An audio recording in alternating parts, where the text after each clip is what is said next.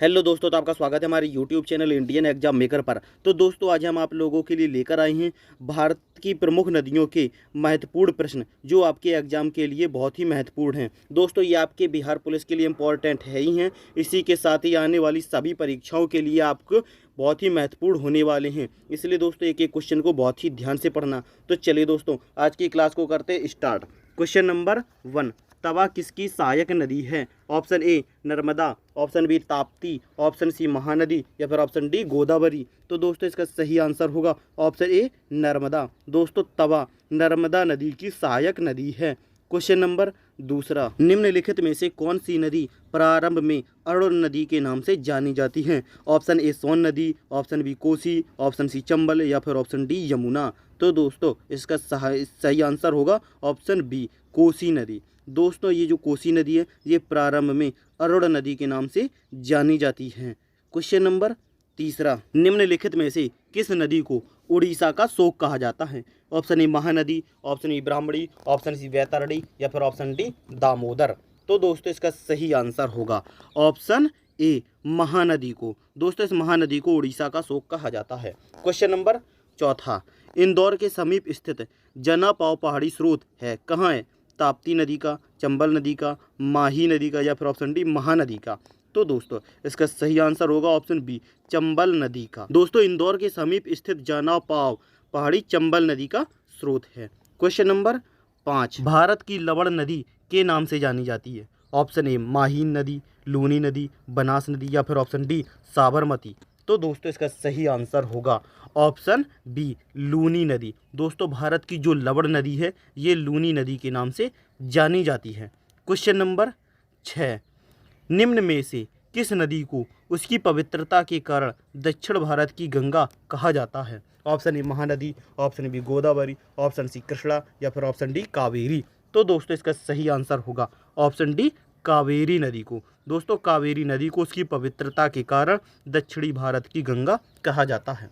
Question number 7, Krishna नदी का उद्गम स्थल किसके समीप है? Option A Mahabaleshwar, option B Udhagamandalam या फिर ऑप्शन सी खंडाला या फिर ऑप्शन डी पंचमढ़ी। तो दोस्तों, इसका सही आंसर होगा ऑप्शन ए महाबलेश्वर। दोस्तों, कृष्णा नदी का उद्गम स्थल महाबलेश्वर के समीप स्थित है। क्वेश्चन नंबर 8, पंचगंगा तथा दूधगंगा किसकी सहायक नदी है? ऑप्शन ए कृष्णा, गोदावरी, गंगा या फिर ऑप्शन डी झेलम नदी। तो दोस्तों, इसका सही आंसर होगा ऑप्शन ए कृष्णा नदी। दोस्तों, पंचगंगा तथा दूधगंगा कृष्णा नदी की सहायक नदी है। क्वेश्चन नंबर 9, इंडो ब्रह्मा है? ऑप्शन ए पौराणिक नदी, एक द्वीप, ऑप्शन सी एक पर्वत श्रेणी या फिर ऑप्शन डी एक झील। तो दोस्तों, इसका सही आंसर होगा एक ऑप्शन ए एक पौराणिक नदी। दोस्तों, ये जो इंडो ब्रह्मा है, ये एक पौराणिक नदी है। क्वेश्चन नंबर 10, दामोदर नदी निकलती है? ऑप्शन ए तिब्बत से, ऑप्शन बी छोटा नागपुर पठार से, नैनीताल से और या फिर ऑप्शन डी सोमेश्वर पहाड़ी से। तो दोस्तों, इसका सही आंसर होगा ऑप्शन बी छोटा नागपुर पठार से। दोस्तों, ये जो दामोदर नदी है, ये छोटा नागपुर पठार से निकलती है।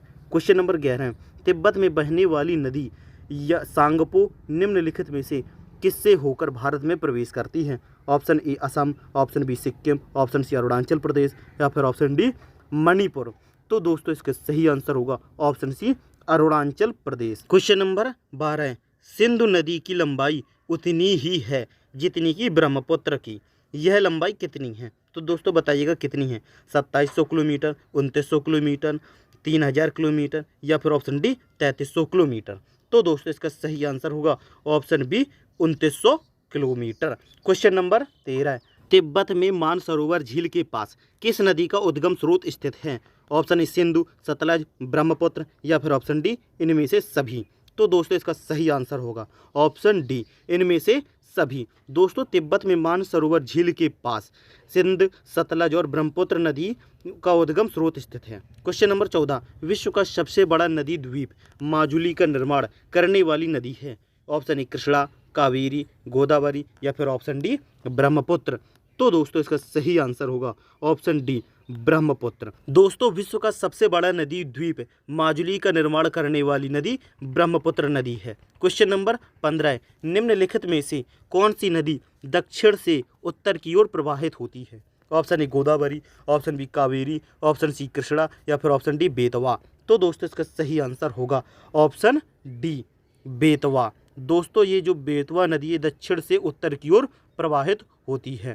क्वेश्चन नंबर 16, भारत में सबसे ऊंची ज्वार भित्ति वाली नदी कौन सी है? ऑप्शन ए कावेरी, महानदी, हुगली या फिर ऑप्शन डी कृष्णा। तो दोस्तों इसका सही आंसर होगा ऑप्शन सी हुगली नदी। दोस्तों भारत में सबसे ऊंची ज्वार भित्ति वाली नदी ये हुगली नदी है। क्वेश्चन नंबर 17, नदियों को जोड़ने की योजना का प्रस्ताव किसके शासनकाल में रखा गया था? तो दोस्तों इसका सही आंसर बताइएगा कि किसके शासनकाल में रखा गया था। तो दोस्तों इसका सही आंसर होगा ऑप्शन बी राजग सरकार। दोस्तों नदियों को जोड़ने की योजना का प्रस्ताव राजग सरकार की शासनकाल में रखा गया था।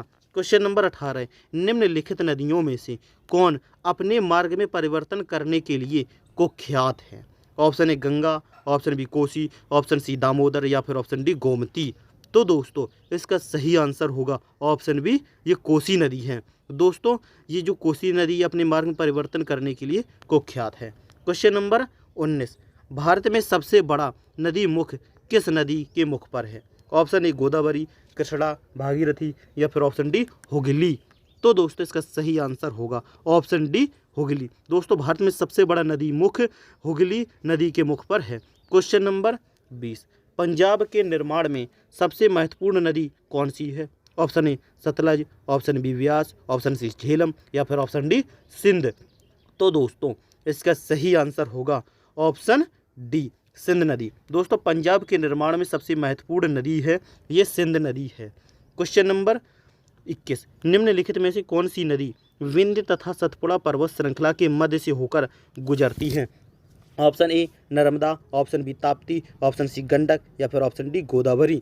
तो दोस्तों इसका सही आंसर होगा ऑप्शन ए नर्मदा नदी। दोस्तों ये जो नर्मदा नदी है ये विंध्य तथा सतपुड़ा पर्वत श्रृंखला के मध्य से होकर गुजरती है। क्वेश्चन नंबर 22, निम्नलिखित में से कौन सी नदी अरब सागर में गिरती है? ऑप्शन ए गोदावरी, महानदी, माही नदी या फिर ऑप्शन डी कृष्णा नदी। तो दोस्तों इसका सही आंसर होगा ऑप्शन सी माही नदी। दोस्तों ये जो माही नदी है ये अरब सागर में गिरती है। क्वेश्चन नंबर 23, प्रायद्वीपीय भारत की सबसे बड़ी नदी कौन है? ऑप्शन ए गंगा नदी, नर्मदा नदी, माही नदी या फिर ऑप्शन डी गोदावरी नदी। तो दोस्तों इसका सही आंसर होगा ऑप्शन डी गोदावरी नदी। दोस्तों प्रायद्वीपीय भारत की सबसे बड़ी नदी ये गोदावरी नदी है। क्वेश्चन नंबर 24, शारदा नदी का उद्गम स्थल है? ऑप्शन ए मिलाम हिमनद, सियाचिन हिमनद, गोमुख हिमानी या फिर ऑप्शन डी यमुनोत्री हिमनद।